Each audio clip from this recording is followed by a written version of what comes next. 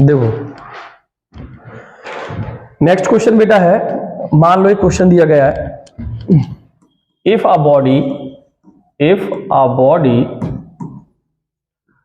is given out 10 की power 9 electrons in every second.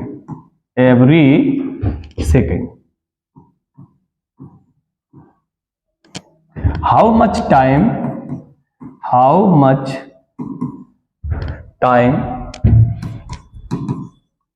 is required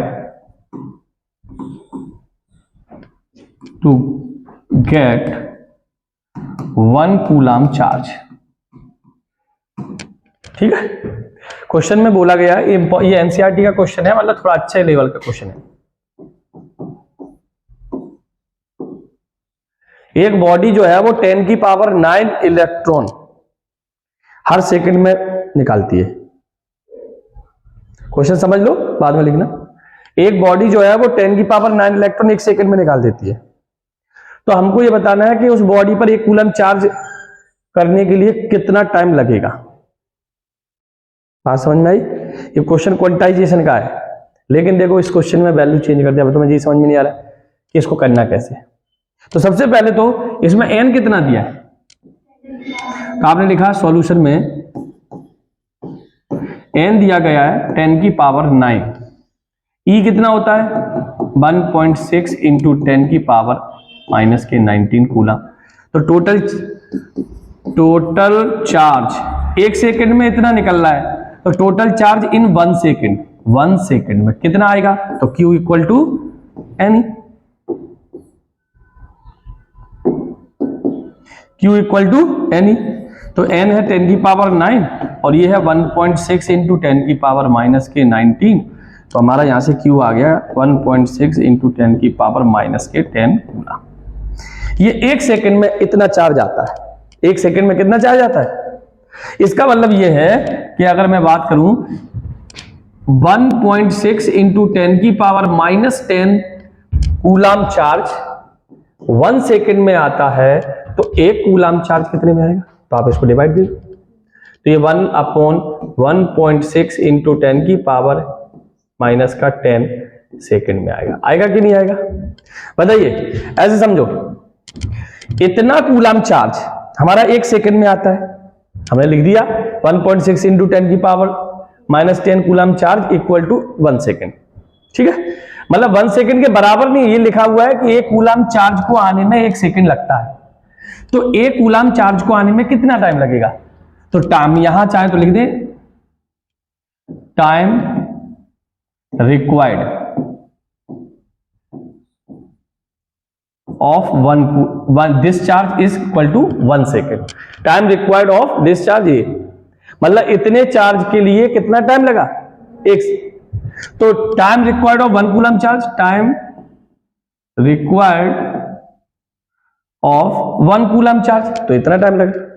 तो अभी इसको हमने डिवाइड देके सॉल्व किया था, तो ये कितना आएगा बताओ बेटा, ये आएगा बेटा 6.25 इंटू 10 की पावर 9 सेकेंड। या आप चाहो तो इसको ऐसे भी लिख सकते हैं, पॉइंट यहां लगा लो, यहां पॉइंट लगा लो और इसको 10 की 10 लिख दो एज इट इज, है ना। इतना टाइम लगता है, लेकिन ये सेकंड में आया। उसने हमसे पूछा है time required to get the coulomb charge, इतना 1 कूलम चार्ज को सॉल्व करने में इतने सेकंड लगते हैं।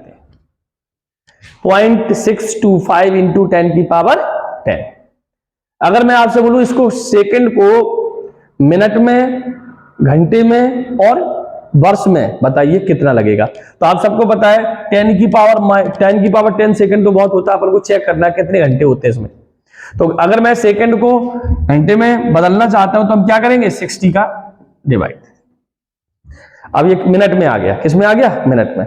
मिनट से फिर एक 60 का और डिवाइड दे देंगे, अब दे आ गया हमारा आर में, है ना। आर में आने के बाद अब अपन को फिर से आपको पता चल गया ये घंटे, एक दिन में कितने घंटे होते हैं, 24। तो ये दिन में आ गया। हमने 24 का और डिवाइड दे दिया तो ये क्या आ गया, दिन में आ गया। दिन मतलब समझते हो, इतने दिन लगेंगे। और दिन को अगर वर्ष में डिवाइड करना है तो इसमें हमें एक 365 का और डिवाइड देना पड़ेगा, क्योंकि एक वर्ष में 365 दिन होते। मतलब जो हमारा आंसर आया था वो सेकंड में आया था, आप चाहते तो यही आंसर लिख के आते, पर ऑप्शन में तो वर्ष में दिया था ना। अब क्या करते, वैसे तो यही आंसर था तुम्हारा कि भैया इतना टाइम लगेगा, लेकिन क्वेश्चन ऑप्शन में आपको ये दिए नहीं, आपको ऑप्शन में लिखा था 100 वर्ष, 150 वर्ष, 198 वर्ष, 215 वर्ष। अब क्या करोगे, आपको आंसर आते हुए भी आप गलत कर सकते हैं, तो पता होना चाहिए कि भैया सेकंड को वर्ष में कैसे कन्वर्ट करते हैं। तो सेकंड को पहले मिनट में कन्वर्ट करने के लिए 60 का डिवाइड, फिर मिनट को आर में कन्वर्ट करने के लिए फिर 60 का डिवाइड, फिर आर को दिन में डे में कन्वर्ट करने के लिए फिर 24 का डिवाइड, क्योंकि एक दिन में 24 घंटे होते हैं, तो 24 का डिवाइड देंगे तो वो किस में कन्वर्ट हो जाएगा, डे में। और एक डे में कन्वर्ट हो गया, हमको वर्ष में कन्वर्ट करना है तो हमें 365 का डिवाइड देना पड़ेगा, क्योंकि एक वर्ष में 365 दिन होते हैं। अब ये पूरा सॉल्व करेंगे तो ये एनसीईआरटी का बहुत फेमस है, तो हमको तो इसका आंसर है, वैसे तो आपको सॉल्व ही करना पड़ेगा। तो ये 198 पॉइंट कुछ समथिंग 23 वर्ष आएगी, है ना, ईयर आएगी। इतना उसको समय लगेगा, मतलब 200 साल लगेंगे एक कूलम चार्ज को प्राप्त करने में, अगर वो एक सेकंड में इतने इलेक्ट्रॉन को ट्रांसफर कर रहा है। इसका मतलब एक कूलम चार्ज बहुत बड़ा होता है, एक कूलम चार्ज बहुत बड़ा होता है। आपसे पूछे जाए इलेक्ट्रॉन का चार्ज बड़ा होता है या 1 कूलम चार्ज बड़ा होता है, तो ऑब्वियसली 1 कूलम चार्ज बड़ा होता है। लिख लो, ये इंपॉर्टेंट क्वेश्चन है बहुत, ठीक है।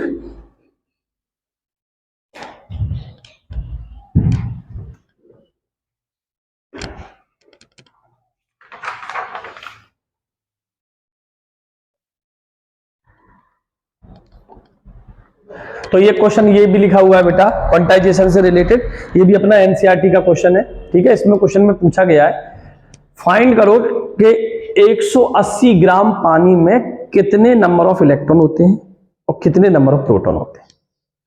मतलब आपको एन निकालना है, क्या निकालना है, अब आप खुद सोचो। और फिर ये भी पूछा है कि कितना पॉजिटिव चार्ज है उसमें, 180 ग्राम बताओ वाटर में कितना पॉजिटिव चार्ज है और कितना नेगेटिव चार्ज है। तो नंबर ऑफ इलेक्ट्रॉन निकालने हैं तो कैसे निकालेंगे, अभी क्वांटाइजेशन का तो आपको सिर्फ एक फॉर्मूला पता है, Q इक्वल टू एन, बस। तो ये Q इक्वल टू एन जो आपको पता है, तो इससे कैसे निकालोगे आप। तो अगर मुझे पॉजिटिव चार्ज चाहिए तो मुझे नंबर ऑफ प्रोटॉन निकालने पड़ेंगे कि नहीं। और नंबर ऑफ प्रोटॉन निकालने के लिए मुझे क्या निकालना पड़ेगा, नंबर ऑफ एटम या मॉलिक्यूल। एक बात बताओ मुझे, नॉर्मली पानी ये होता है H2O हमारा ये होता है H2O। इसमें टोटल नंबर ऑफ एक H2O में कितने में, एक H2O में कितने प्रोटॉन होते हैं, आप ऐसे समझो। हाइड्रोजन में 2, ऑक्सीजन में 8, तो टोटल होते हैं 10। ये नंबर ऑफ प्रोटॉन और इलेक्ट्रॉन भी इतने ही होते हैं इन 1 H2O।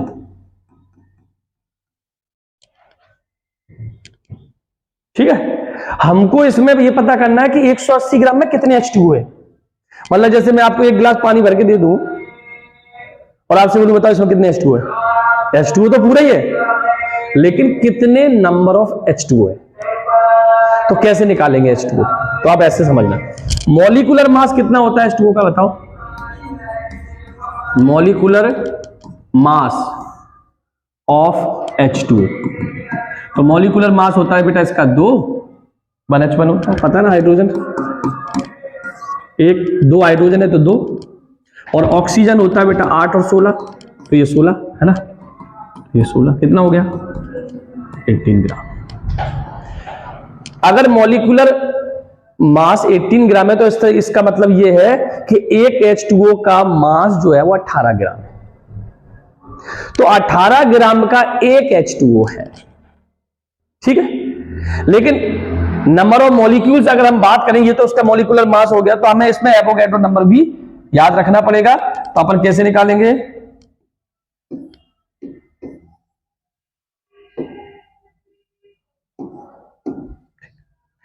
तो नंबर ऑफ मॉलिक्यूल्स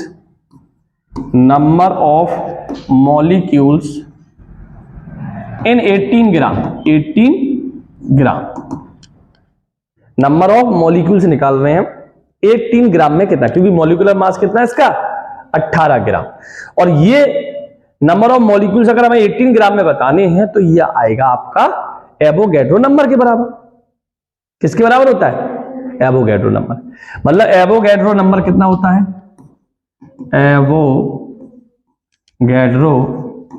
नंबर कितना होता है? 6.023 इंटू 10 की पावर 23।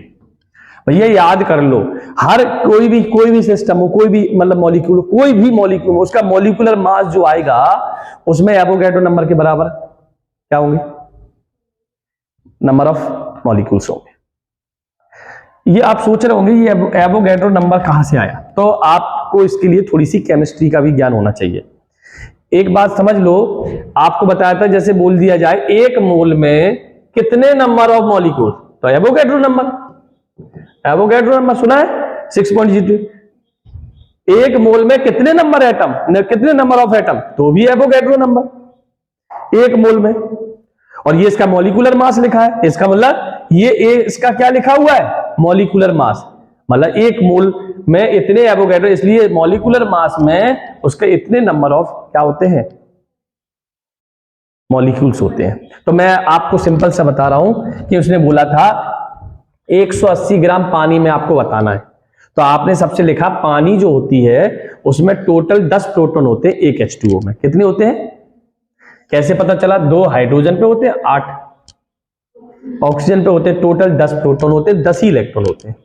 अब हमने ये पता किया कि हमारे उस 180 ग्राम में कितने नंबर ऑफ मॉलिक्यूल्स हैं, कितने नंबर ऑफ मॉलिक्यूल्स हैं। तो उसके लिए आपने क्या किया? सबसे पहले निकाला मॉलिक्यूलर मास। 18 ग्राम, वो मॉलिक्यूलर मास हमारा 18 ग्राम आया, और एक जो मॉलिक्यूलर मास आया है उसमें टोटल नंबर ऑफ इतने मॉलिक्यूल्स होते हैं। ठीक है, तो अगर आपके 18 ग्राम में इतने मॉलिक्यूल्स हैं तो नंबर ऑफ मॉलिक्यूल्स इन 1 ग्राम में कितने होंगे? तो 18 का डिवाइड, तो 6.023 इंटू 10 की पावर 23 अपॉन 18। भैया 18 ग्राम में इतने नंबर ऑफ मॉलिक्यूल्स, तो 1 ग्राम में तो 18 का डिवाइड। बात समझ में आई? फिर से समझो, 18 ग्राम में इतने नंबर ऑफ मॉलिक्यूल्स होते हैं, तो 1 ग्राम में तो इसका डिवाइड। तो 180 ग्राम में तो आप लिखेंगे नंबर ऑफ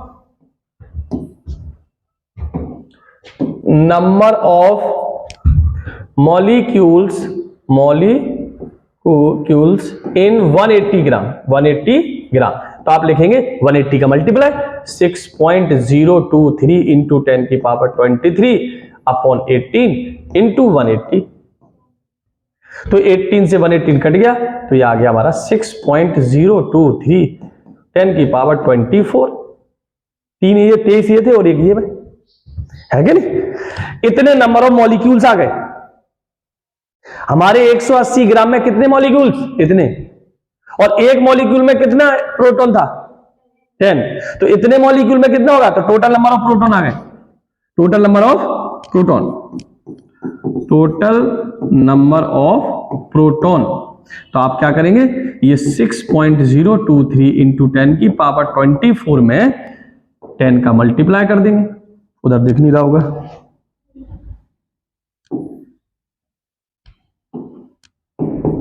सिक्स 6.023 इंटू 10 की पावर 24, इसमें 10 का हमने मल्टीप्लाई कर दिया, तो 6.023 इंटू 10 की पावर 25। इतने नंबर ऑफ प्रोटॉन आ गए। अब अगर इतने ही प्रोटॉन है तो इतने ही क्या होंगे? इलेक्ट्रॉन। तो नंबर ऑफ इलेक्ट्रॉन भी यही आ गए। अब उसने पूछा पॉजिटिव चार्ज कितना आएगा, तो आपको सबको पता है कि पॉजिटिव चार्ज कितना आता है। तो टोटल, पहले तो टोटल नंबर ऑफ इलेक्ट्रॉन लिखते हैं। टोटल नंबर ऑफ इलेक्ट्रॉन कितने आएंगे? तो आपने लिखा 6.023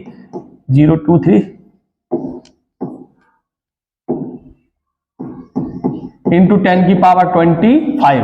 इतने नंबर ऑफ इलेक्ट्रॉन आ गए। टोटल पॉजिटिव चार्ज पूछा है, टोटल पॉजिटिव चार्ज। तो आपको पता है एक प्रोटॉन का चार्ज कितना होता है 1.6 इंटू 10 की पावर माइनस के 19। कितने प्रोटॉन है आपके पास, जितने इलेक्ट्रॉन है 6.023 इंटू 10 की पावर 23। इसको सॉल्व कर लेना, आपका आंसर है। सॉल्व करके लगभग 9.64 इंटू 10 की पावर 6 इतना पॉजिटिव चार्ज आ जाएगा। फिर से एक बार समझो इसको, क्वेश्चन को, ये एक बार में समझ में आता नहीं है किसी को भी, आप इसको एक बार और समझे, ठीक है, ध्यान से समझना ये है कि हमको क्वेश्चन में दिया गया है estimate the total number of electron और proton and total positive charge in 180 gram of water, ये क्वेश्चन में दिया है। तो आपसे बोला जाए एक गिलास पानी है आपके पास, एक गिलास पानी है,